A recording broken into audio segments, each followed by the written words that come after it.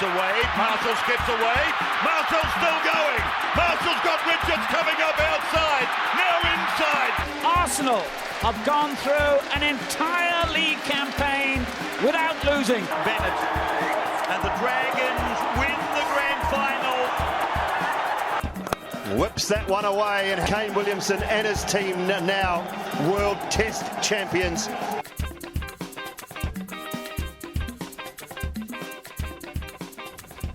Welcome back, guys, to another episode of the TGIF podcast. Thank God it's footy. How's the week treated you, my bro? Rolling around in a new whip? Yeah, we're officially rolling around in a nice little new Toyota Auris. Quite snazzy, so a little bit flashier than what I'm used to in terms of the old vehicle. But doing the trick so far. We're a couple hours in, mate, so, you know, who knows? We'll gauge it this time next week, see how we're going. See how she... But she's wet and wild out there. Now we're into December. Yeah. We're supposed to be cracking on with a little bit of summer. And she's wild. There's a bit of wind, there's a bit of water falling from the sky. It's all on out there. Disappointing turnout for the first show of the summer. Yeah, it's absolutely pissing down out there. It's unfortunate. But we're sort of, you know, we're rolling into the back end of the year. You know, we're getting into the festive season, seeing a few more of the, you know, Christmas work dues, things like that popping up. You know, right next door to the school, little lawn bowls club. Thursdays and Fridays the last few weeks, it's been pumping. There's been a couple of little Christmas work dues going on. So we're getting into the festive season, you know, so edging our way towards Christmas. What are we now? 3 weeks? 20 days. We're under 3 weeks. That's outrageous to think that we're here already. Jesus Christ. It's flown by, the old 2023. But still a little bit of news trickling its way out in the NRL. We've seen a few signings, a few announcements popping up here and there. I know last week or the week before, I believe, tried to go out there and say that Madge was locked in there as the coach, but we are official now, I believe. Yeah, I think it was last week you were trying to convince me it was official and that I'd missed it, but no, it's since been announced. I think it was the day after we recorded, maybe 2 days after. So yeah, I think it's been one of those things we've known is coming for a while now, but yeah, I guess congrats to Madge, and we'll wait and see how it goes come Origin time. Yeah, exactly. There's a little bit of time to wait now. See which team he picks. You know, whether he says he's going to go on form, so interesting to see if he shakes things up a bit, or whether that's just sort of trying to please the crowd maybe for now. You know. But yeah, still a little bit of time to wait, obviously. You know, a couple of injuries occur there in those first couple of weeks of the NRL, and you know, that squad could be looking a little bit different to what he's imagining now, you know, so still early days, but it is official now. We're seeing a few signings popping up, or not signings as such, a few re-signings, you know, contract extensions. Toru Harris today, signing on again with the Warriors. Yeah, good signing for them, obviously. I think he was one of the best players, probably top 3 over the last couple of years. Influential skipper, so good signing for the Warriors. Fogarty as well, signing on with Canberra. Yep, I did. I saw that. It's another handy signing there for them. Good to keep him around. Yeah, I mean, interesting to see who he lines up with in the end. That vacant number 6 there, but as I've said, they've sorted their number 7. I guess we'll wait and see if it pays off. Tupanua, he signed on with the Chooks. Probably no surprises there, really. Billy Burns, he's jumped ship to Cronulla. Has he? I hadn't seen that. Handy little signing for them. When he plays well, he's a great player. He can score a try or two. But yeah, it's a handy signing for them there. Had an error or two in him at the Dragons, but Yeah, picked up by the Sharkies. We'll see how he turns out for them. I can't see why he doesn't go too No, not at all. I think that's a pretty tasty signing there. too bad as a little backup option there. I think obviously Wade Graham jumps out of the side, so they've got a spot open there. Yeah, exactly. Good thinking there. They do have a little bit more room in there.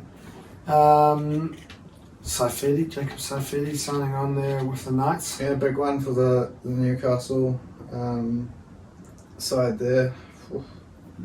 Saifidi brothers, two handy front rowers that I'm sure anyone would be lining up to have them at their club. Origin players. So it's a handy. Good signing for Newcastle. Yeah, very very handy there.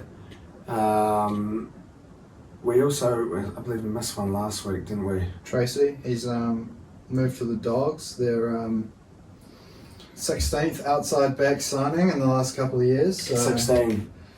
I don't know. I just pulled that out of the hat there. That's got to be. It's probably close to that, I'd say. They've got a lot of outside backs now. Taff. I'd be interested to Crichton, see how they line up starting, next year. The Doggies, it's been sort of like kind of I guess what the Tigers are going into now, that rebuilding phase. A few big names, going there to the Doggies, and still struggling to see that that change there for them. But interesting to see how they'll line up next year. I've seen a little something tossed up. I don't know if it's been rubbished already. I think it may have done actually by the Panthers, but a little Luai for Burton swap deal with Luai the for Dogs. Burton. Don't know how that one's going to go down, seeing as I think Burton's on more at the Dogs I don't think that. than Luai's being offered at Penrith. So either way, one of them's going to have to take unders. But I somehow don't see that coming off. But yeah, I mean it's been floated around. I don't think there's much to it, but I've yeah, seen a that. lot of clubs down the bottom of the table sort of seem to be jumping on these Luai rumours. Yeah. Seen that apparently Pascoe is now taking charge. Jumping in. He handling the wants reins. to be in charge of it, which I think is just outrageous. So if we don't go out there and sign him now, I'm sure that'll be the reason why. A lot of Tigers fans not too keen on it, based on the fact that we'd be losing Lachlan Galvin there, the young fellow in the trade deal there with Clemmer. I haven't seen enough of him to sort of say he's sort of the next Teddy or Moses, a player like that you're going to let go of, but it seems like a lot of people are saying that he is, quite talented. So, me personally, I think getting rid of Clemmer, who probably didn't play any of his best footy last year, a couple of games where he was alright, but we've got some good young forwards. I think Clemmer on 700k, getting rid of him, I think that's no offence to the bloke, sure he's a lovely dude, He's played well, but it's a lot of caps we're eating up for a front rower. Yeah, huge amount of cap. Front rowers, big heads. They need a bit of cap room, obviously, but maybe slightly too big for what we're after. You look at Alex Twile and Steph. There's two front rows there who look like they've got some pretty large heads. Probably need a bit of cap room as well eventually. So, but yeah, who knows? Who knows how that one's going to turn out? I'd love to see the swap deal happen and have them come for next year, rather than having to wait the year. But whether or not we manage to get them over the line, but you're right. A few other teams on that lower half of the table looking for someone to come in and save their team. Yeah, so I guess we stay tuned on the Jerome Luai circus there, but unless you can think of any other news in the rugby league world, not that I can think of. There's been obviously nothing going on. A lot of Gooners then, I guess. Yeah, into the Arsenal, and hell of a week to be an Arsenal fan. Mate. Starting off with a 6-0 win over Lons. Yeah, outrageous, eh? 6 goals, 6 different goal scorers. Terrible timing, on during reading at school, so not really the thing that you can kind of get away with having it on. I had the tab on, you know, and when I'd have a little group, you know, rotation of groups coming through, I'd just switch over for 30 seconds, and every time I'd switch over, there was another goal, you know, and I'm having to pause it again. I didn't actually even get to see anything of that first half, and all of a sudden it's, you know, we're up by 5. So what was it, 4 goals inside 14 minutes there, I believe. Yeah, I think it was pretty outrageous stuff. It sort of seemed like everything that we were doing was going right. once the first one went in, it was just 5-0 in the first half. You're thinking we're on to beat that all-time record, 7-0 against Slavia Prague, I think it was, back in the day. But yeah, second half obviously a little bit more mellow, but Definitely thought we'd get a lot of action in that first half. I thought we'd get a few more goals out of them, that's for sure. Their keeper made a couple of, you know, big mistakes there in that first half. That save that he parried onto Saka wasn't the greatest, and there was another moment there where he looked very shaky, I thought. And I thought, yeah, you know, coming out in that second half, I'd seen the score there half time, sort of thinking, you know, surely we roll through. Although we'd only had, I think, 6 shots on goal, possibly by that stage. Yeah, I think we were very high percentage in terms Like, of shots on targets to goals. I think it was about I think 6 there might have shots been on 1 or 2 in the whole game Yeah. that weren't goals. 6 on goal, I think it was at half time. So I guess when you look at it like that, it was more just the fact of us, you know, being quite clinical. And then you have a lucky goal. Lucky there goal with- for Saka, with obviously, Saka. but right place, I suppose you'd say.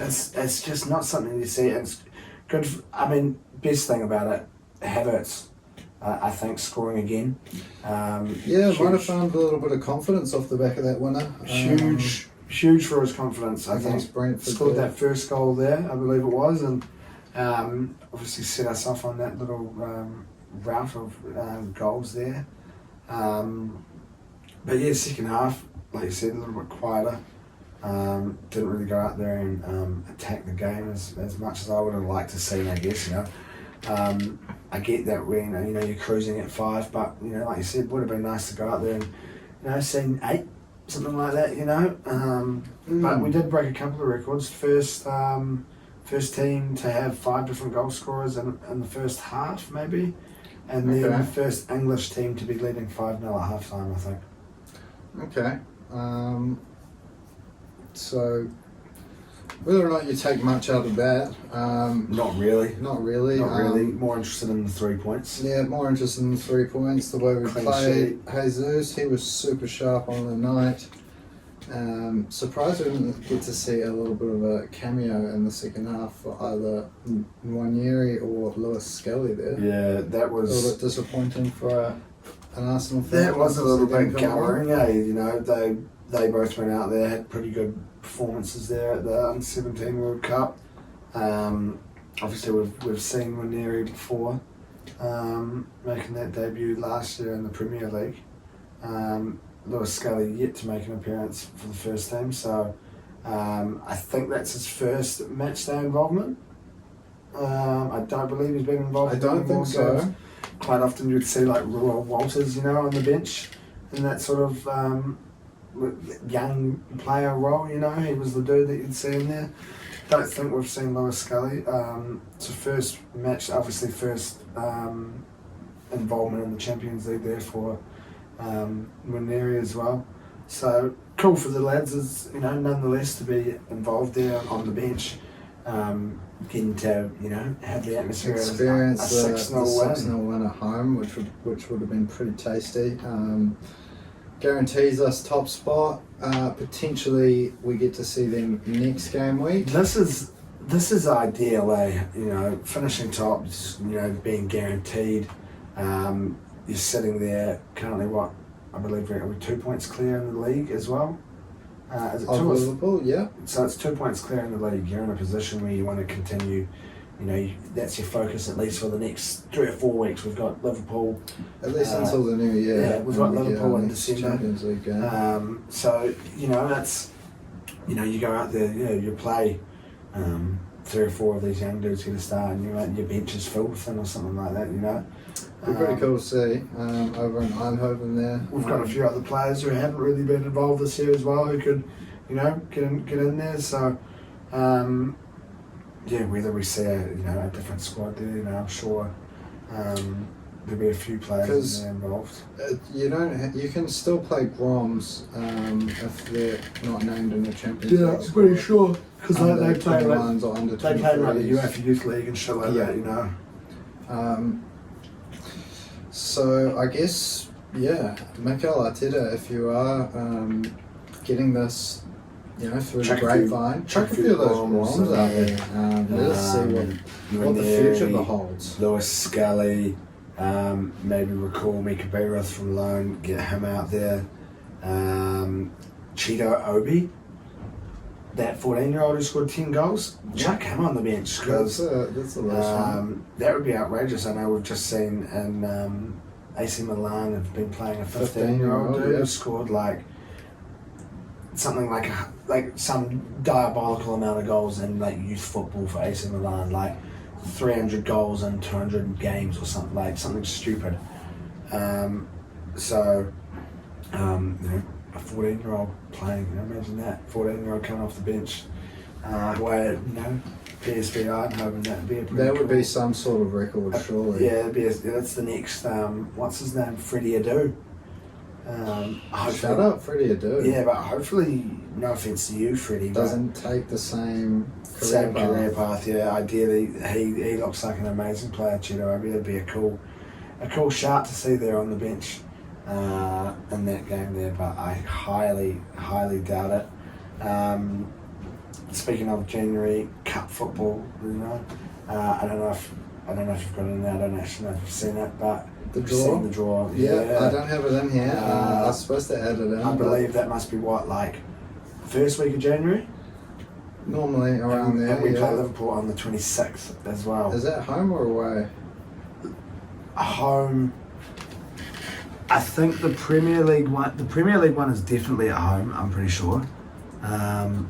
Whether or that not doesn't matter because we play them home and away. Yeah, but ideal to get an FA Cup draw at home. So it's at Anfield and then at home. FA Cup's at home, nice. Yeah, awesome. That's a handy little bonus there, eh? That's the big pull in the draw. Arsenal Liverpool, without a doubt, the biggest fixture of round 3 there. But jumping a little bit ahead of myself there in terms of FA Cup. Still plenty more footy to get in. Still plenty more footy that was played. Another 90 minutes. Up against Wolves. Tricky team, I guess, to sort of know what team you're going to come up against. Wolves. They can play some awesome footy and really challenge some of the top teams, and then they can have some games where they don't look like they're up to standard. So, but it's another 3 points. Yeah, another 3 points.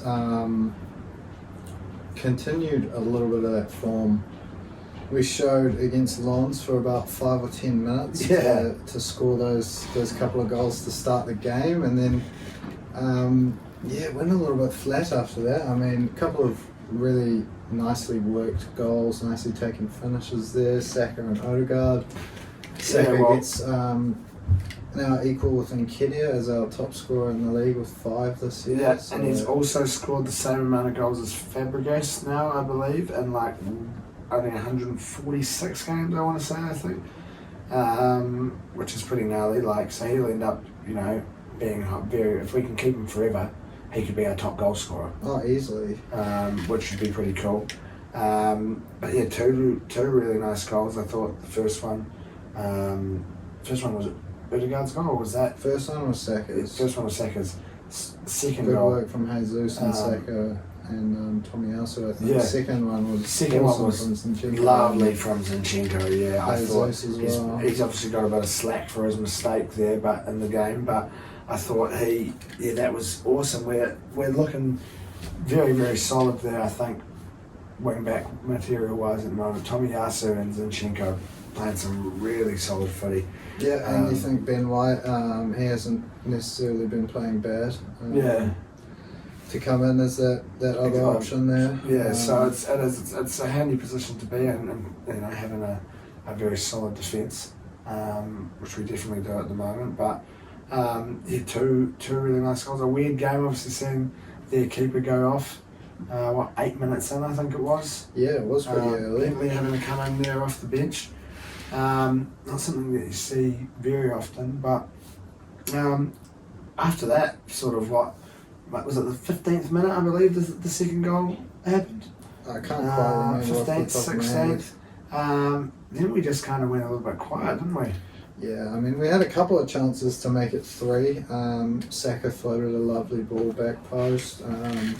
Gabriel kind of scuffed it with his head and Jesus skied the finish.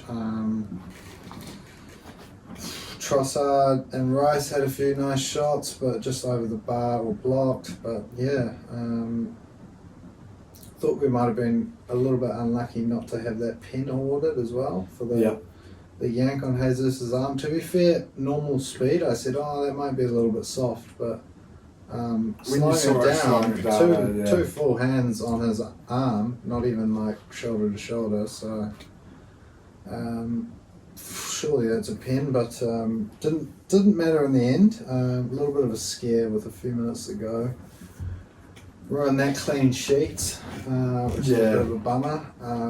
Always makes for a nervy end to the game, but I think at the moment we're looking, although we may not be looking as good going forward, we're looking probably a lot better at the back. I think we're looking. I think we're easily teams aren't creating chances against us. We're easily the best defensive team, and that's. But I wouldn't usually be that biased about Arsenal. I like to think. You know, especially look, it's more just like City really that I think. City haven't been. But defensively, I think we're the best defensive team in the league. City haven't quite been themselves to get going. Obviously, they've got another gear to shift into. And they can still score a fuck ton of goals more than we can. And Liverpool score goals for fun. Yeah, as well. But you look at that. Like, you know, they're out there winning games 4-3. Exactly. You know what I mean? Like, yeah, we consider that, you know, late goal as a bit of a dampener there. But I think dropping Gabriel at the start of the year possibly may have been just this amazing thing to do. Because since he's come back into the team, the partnership that him and Saliba have had together, I think I just don't know what the stat was. They showed it last year, but they both seem to have gone to another level again this year. Saliba though, I saw a stat. I don't know what it was, to be fair, but it was something pretty crazy. I can't remember at all what it was. Yeah, like Saliba's breaking crazy stats all over the show, But you look at, like, you know, his goal involvements as well that he's had this year. I think he's been involved with 4 or 5 goals. You know, his passing is outrageous. And yeah, he's just an absolute beast. Not letting anyone get past him. I think it's a real handy position to be in at the moment. Touch wood. But it's a good time to be a Gunner. Yeah, you can't complain with 3 wins on the bounce in the league. First time this season. Fingers crossed we can keep building on it. 2 points in the clear, as we mentioned before. Liverpool, Man City, hot on our tails. Villa managing to sneak up there into that 4th position for the time being, I believe. Yeah, I think so. I know that they had the chance there to go second. They'd be disappointed that they didn't beat Bournemouth there. Let me have a look. Are they 4th currently? They are. Yeah, if they'd got the win, they'd be first. Second equal with Liverpool. But yeah, it's interesting to see Villa. Emery's doing wonders there with them, and I mean, a very, very decent squad. I mean, it's going to be a real test for them. Their game, the old midweeker. Man City, Villa, at Villa Park. City, like you said, not in the best of form, so whether or not we can see a little slip up there, but it's coming into a tough part there for Villa, so if we can see them staying there or thereabouts, that top 4, it just makes that, you know, season a little bit more interesting, having another team there, you know. Yeah, I think either way in that one it kind of goes in our favour. 100%, yeah. If Villa come in having beaten City, then obviously that gives us the chance to widen the gap on them, which is always something that you want to do. But if they come in having beaten City, they think, we've just beaten City, we can go and beat Arsenal. Yeah. But before we have to think about Villa, we've got to think about we've got our midweeker. Midweeker. It's it creates a little bit of congestion in your calendar. Great as a fan. Don't get me wrong, it's great as a fan to have a couple of midweekers. I can imagine as the manager, probably causes you a bit of stress. Kitman probably slightly stressed. The local bus and train drivers probably get slightly stressed, having a busy Wednesday rather than just your Saturdays. I'm sure it affects probably quite a lot of people, but as a fan that lives in New Zealand, I love it. So get me involved in it. What are we, Wednesday? Tomorrow morning, aren't we? Tomorrow morning, Wednesday morning. Again, it's going to be like last week. I'll be chucking it on there on a little separate tab, and maybe even see if we can get away with doing some sort of maths lesson about passing or something like that. We'll chuck it on the TV, get everyone to see, count passes. Yeah. See if we can get away with it. 72 kids do that. That would be ideal for you. I struggle to see you getting that one over the line. Got a lot more confidence that we come away with a win than you come away with that one being pulled off. But give it a crack, as I'm sure Luton will be as well tomorrow morning. But I struggle to see Luton really bringing much to this game if we can sort of go out there and play anywhere near our best. You look back to their draw with Liverpool, it's a good performance for them, but you look at Liverpool and what people were saying about how they played in that game, and it was more about how Liverpool were poor than Luton were being good as such. Yeah. So you don't want to come in and say an automatic 3 points, but you'd have to be coming in two teams on the opposite ends of the table here. I think Luton's sitting just one spot above relegation at the moment. I'm pretty sure. So, but that's only due to Everton's deduction, obviously. And I think they're starting to find a little bit of form. Everton, they're playing a little bit of better footy, so I don't see them going down even with the deduction. Yeah, I struggle to see Luton staying up with just the resources, the squad they have at the moment. I guess that 10-point deduction does. It does help them out a little bit. But yeah, as you said, Everton, I think they'll be good enough to make that 10 points. I think we see all three teams that came up go back down. Yeah. Sheffield United gone. They've sacked Higginbottom this morning, I believe. To lose 5-0 to a relegation rival. Yeah, it's pretty bad. Yeah, you're gone. Burnley, who knows, maybe that's the catalyst for them that they needed. Vincent Kompany at the helm there. I'm sure we've seen it with Arteta. Well, he's been able to learn off Pep. I'm sure Kompany's learned a lot of Pep over the years. So whether we can see, maybe Big Vin's the next Big Sam, a bit of a, saving grace for Burnley, who knows. But Luton, I think the three of them probably drop. I think you're right. I don't see Luton staying up. You said they'll have a crack. I think they probably will. But again, maybe this is the game where maybe not some young players, but we do see maybe a little bit of rotation from Arteta. Potentially, I think that's maybe not a bad idea with another big game on the weekend. But look, yeah, 3 wins in a row for Arsenal. Surely we can make it 4 in this one. Another little London derby. Haven't lost one of those in, I believe, over 20 fixtures. Yeah, a very, very long time now. So fingers crossed this one's not the stumbling block. You'd like to hope not. Are we travelling to Luton? I believe so. Awesome. That's quite I believe so. That's quite cool. We are. Yeah, so going to a very... Never watched the game. Very small stadium, but yeah. I'm sure it'll be very atmospheric. Interesting to see how, I'm sure, shout out to all the gooners that'll be going along to that one there.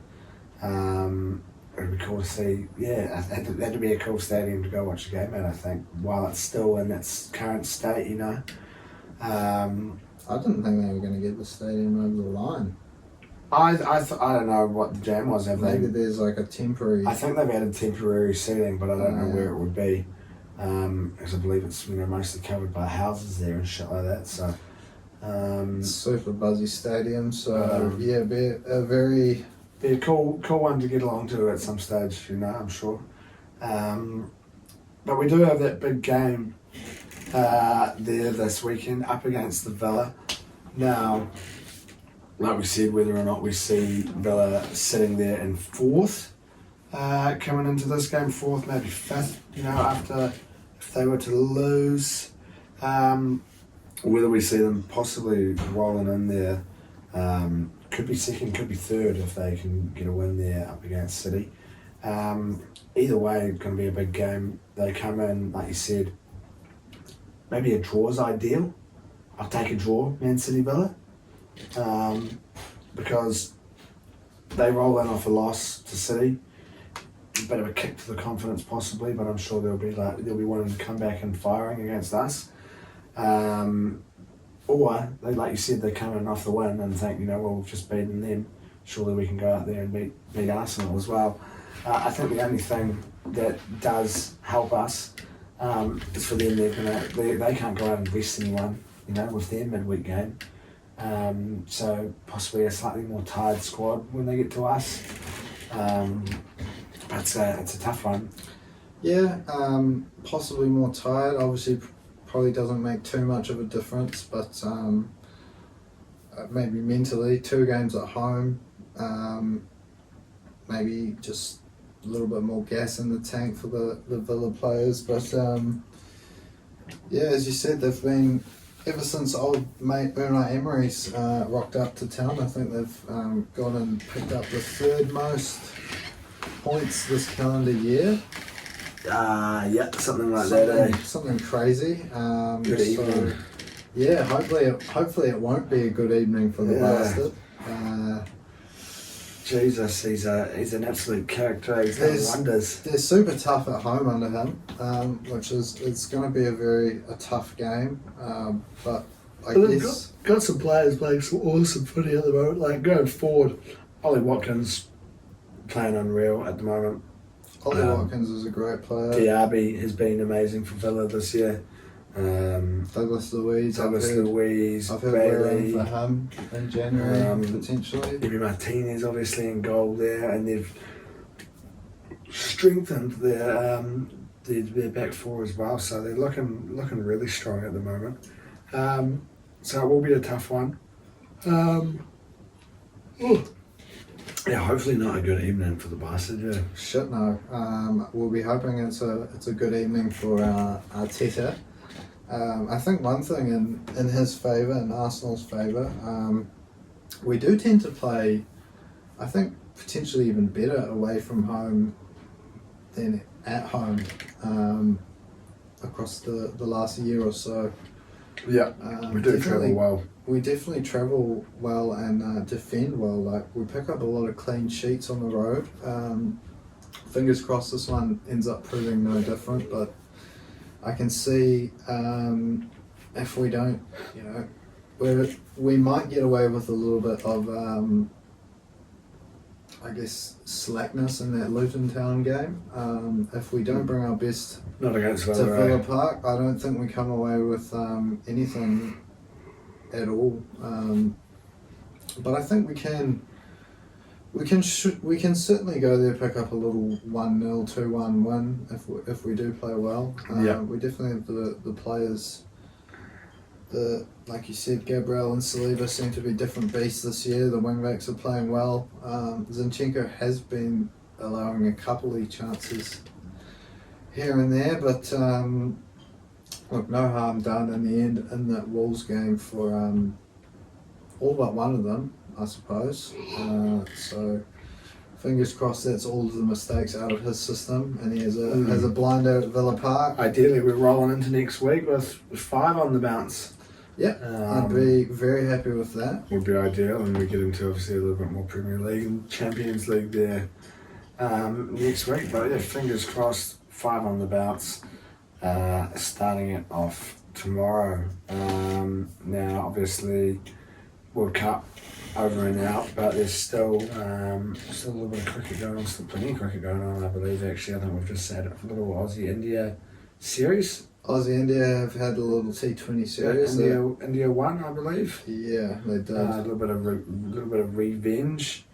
But I think actually, did Travis Head kind of fuck out, maybe? I don't know if he fucked out. I just saw this post saying you can do this, but you couldn't do this, or I don't really know what it was, but something like that. Saying that he just didn't didn't bring the game that he bought, in that fucking final. But yeah, look, I think he'll be pretty safe from being dropped from that Australian side for a wee while yet. Oh, I think, with that knock in the final there, no matter how he might still be drunk, to be fair. Yeah, that's hasn't been too long. That's all I really saw about it. Is he going to play in that first game? He might still be a little bit under the He might still be drunk, so who knows? But we're obviously also seeing a little bit of black cap action. A loss. I've just seen that now. I hadn't seen the end result. Yeah. I saw obviously first innings. Bangladesh, I think, 270 something there or thereabouts. 300 and a little bit more, was it? Like 30. Like it was like 301, 310. Yeah. And then we scraped past them by about 10 or 20. And then at one stage they were 240 for 3, I believe, at the end of day 3. Day 3, maybe. Yeah. Losing by 150 runs, Jesus, that's not really ideal, is it? Yeah, they ended up posting 330, so I think we were chasing a little bit over 300, and just absolutely done for falling 150 runs short. The bulk of the runs being hit by Tim Southey and Kyle Jamieson near the end there. So on the second innings. Yeah. Jesus, not ideal. A couple of cool records for Southey. I think he goes back into the top 3 or top 2 for sixes in Test cricket. Gnarly, eh? Ever. Yeah. And he's a bowler. Not even. I was going to. I thought it was going to be for a bowler or something like that. Like for a 10th or 11th bats. He comes in at 11, doesn't he? Or is that Bolt that comes in at 11? Bolt comes 11, and but Southey's usually 10. Is he? Or does he come in a bit earlier these days? Tim Southey comes in 10. Yeah, 8, 9, 10. Is he top? Yeah. Click on that there. Against above Viv Richards. Ben Stokes. Maybe it was just he went into the top 3.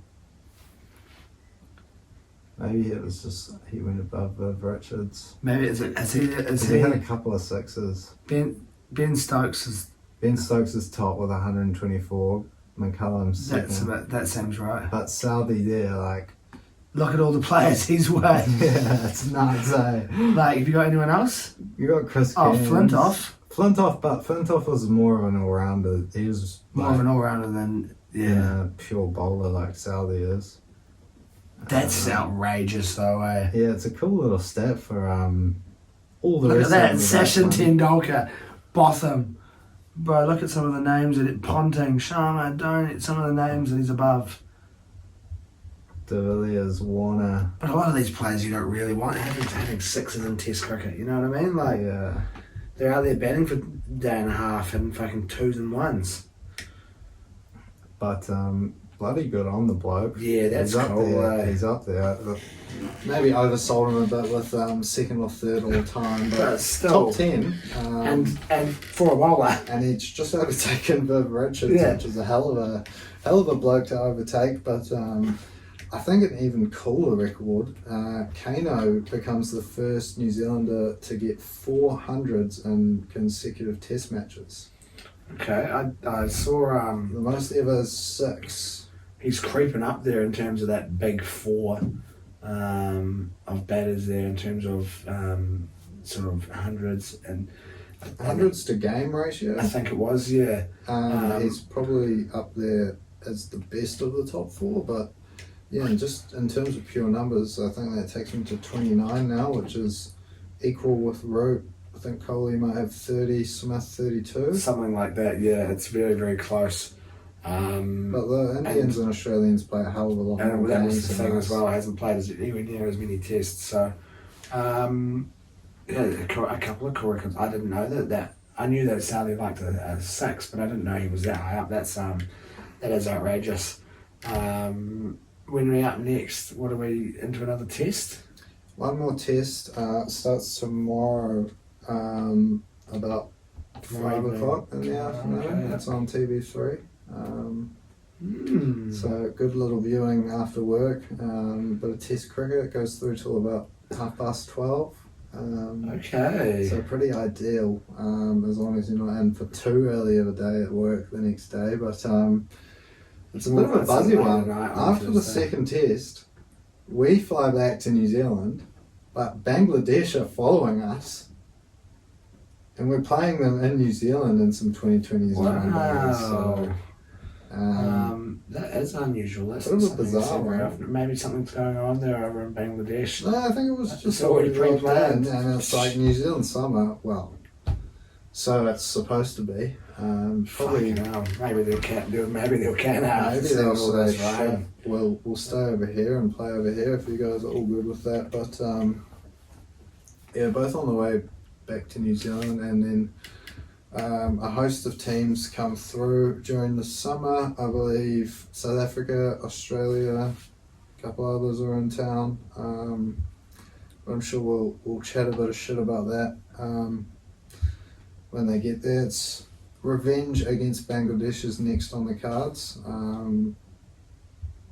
Otherwise, we won't be looking too good for another crack at the old World Test Championship mace. No, not at all. Not if we're fucking losing a Bangladesh. We don't get many games, and you got to have the best percentage to get through as well. So not a lot of chances to swing that percentage back around if you're losing your first two. Yeah, exactly. With the likes of South Africa and Australia to come, they'll probably be very tough opponents, even though it is home soil. But yeah, anyway, I suppose it's for another day. How's the darts world been treating us? She's a bit quiet in terms of the old PDC. Obviously, in the build up there for I've been seeing the WDC Facebook going. WDF, World Darts Federation. Yeah, the old BDO. I don't know if it is the old BDO or if it's its own separate thing. I might be wrong there. But yeah, it is popping off at the moment, the WDF. Now we've seen, I think, 4 Kiwis there in total, 2 females. Nicole Renault, I think is how you pronounce her name. She got a win there in her first round game. Now, I actually don't know if she has played her second yet. But she's, I don't know how old she is, a young girl from New Zealand. Not on your Bo Greaves levels, as far as I'm aware, but a very, very handy darts player. She's got her own darts, she's got her own shirt that you can get at the dart depot here. I'm just seeing here whether or not she's has actually played that game yet or not. Maybe she has. Nah. Thursday morning against Eileen de Graaf, who's quite a handy. She's in your top 8 women's darts players in the world, so it's going to be a tough matchup there for her. But Fast, yeah. some of the names in there as well: Dita Hedman, Rihanna O'Sullivan, Lorraine Winstanley. You've still got Lisa Ashton in there, Bo Greaves, Wendy Harper, I believe she's an Aussie. And then another woman, Victoria Monaghan, I think it was her name. I think she'd lost 3-0. We then saw Brian Corbett, Kiwi bloke. I can't remember who he played in his first round game, but he unfortunately lost 2-0. But the old giant killer, Johnny Tata, now... He's gone back to a 3-2-1. He's gone back to back. Now, obviously, we saw him sort of come to fame there. August, September last year with the Darts Masters, taking that win against Peter Wright. I think it was his first TV appearance. He's a truck driver, I believe, doesn't really get too much time to like enter darts competitions, but he's just that good that he, like when he does come along, he can win them and things like that. So he's over there now. First game up, who did he play? I can't remember off the top of my head. But he did have I think he won 2-0, I want to say, that first game. But then he, like you said, 3-2 win this morning. I saw that and I remembered the name, yeah. Where is... Congratulations. Sean McDonald, Scotsman, played him there. That was the first game, 2-1 win. Little bit, I wouldn't say shaky. Sean McDonald had a good average there, but he came in, finishing was good. Came in, I think, with 106 finish, or was that this morning? I can't remember. But 2-1 win, and then this morning it's Barry Copeland, who I also believe is a Scotsman too. Sean McDonald, there is definitely a Scottish flag. Now, Barry Copeland, also, well, no, that's a different photo. Unsure. I think 2 Scots that he's knocked off, so maybe that's a little bit of a pattern there. Peter Wright, Sean McDonald, Barry Copeland, he might have been English, but either way. Beef with the Scots? It could be beef with the Scots. He now plays... Another Scotsman? No. Now, I can't remember off the top of my head. Let me just have a little look here at the draw. I believe it's a slightly tougher game. This one here, round of 16. Is it the round of 16 or possibly the round of 32? Jim Widmeyer, now, $1.50 favourite there on Ned, so I'm completely wrong in saying that. Looks like he could be through. I want to say it must be the quarterfinals that he's playing. What does it say there on his on the old NZ Darts Council? That'll tell you. So that was the second round this morning. Into the last 16. If he can win that one into the quarterfinals, it's the furthest the Kiwis been, I believe, right now, around the 16 in the WDF World Champs. So sort of come out of nowhere in the last year, and to come out and do this, pretty cool to see. A couple of big names still involved in the tournament there, so whether or not we see him win it, but I did say we've got the World Championships obviously right around the corner now, kicking off on the 15th. Now the draw has been done, or maybe the draw had been done. I think the draw has been done. I don't know if it had been done. Yeah, because I think we did touch on discussed Hopi and that's right, we did too. We did talk about who they were playing.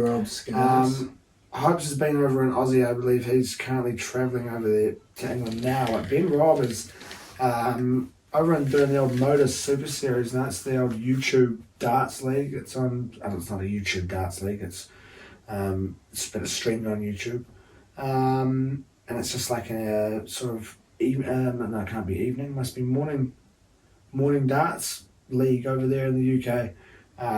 Plenty of European players go along and play in it, and they sort of do like a week, and then if you win the week, you can come back and you play like a champion sort of thing, I guess. Ben Robb, after day one, sitting top, I believe it was. So really cool to see. Coming in good form before he gets into the final. Where are Ben Robb's darts journey? Shout out the big rig. Starts 10:30 p.m. New Zealand time, so I'll probably be tuning into a little bit of day two. He's currently sitting top five games played, 4 wins, 1 loss. Marco Cantlay, Jeffrey de Graaf, 2 names there than us. Steve West, I think I've heard of. So sitting in a good position there. If he can get away with the win before he gets into the World Champs, he said he wants to come on and ruffle a few feathers this year. He says he's playing some awesome darts. And to be fair, when I watch him and Hopes both play, I haven't seen them play each other for, I don't have ever seen them play each other on TV, at least, you know what I mean? But Hopes looks like, at the moment, from what I've been seeing, like he's playing the better darts. So if Ben thinks he's that confident, could be cool for the Kiwis this time around. But yeah, 15th, I believe, we kick off. But yeah, still a few more games. Friday or Thursday morning, I believe, Johnny Tata's game for the WDF. But there's still a few more games floating around here and there. Shout out Fred's Swedish team, the Rock Hangers. I believe he was out there for the Rezzies this morning. He got the call up recently to the first team. He's been jumping around with them, but just sticking it out with the Rezzies this morning. Not on the knacker, which was unfortunate. I was keen to tune in as I was sitting there before school this morning. But 2-3-0 wins, I believe, for Fred, but couldn't help the Rock Hangers to a win. I think they went down 5-3 in the end. But shout out our Swedish listeners, shout out our Swedish darts fanatics. It's probably us. Yep, probably is. Short and sweet, as always. If you've made it this far, thank you for tuning in, listening, watching, whatever you may have done to get involved. When you get involved in your socials, give us a like, a comment, a 5-star, a subscription. Enjoy your week ahead, whatever sport you may be getting yourself involved with. Go the Kiwis and the darts and the cricket. If you're having a punt, do so responsibly, and hopefully we'll see you next week. Sounds good to me. We'll see you then. Ciao.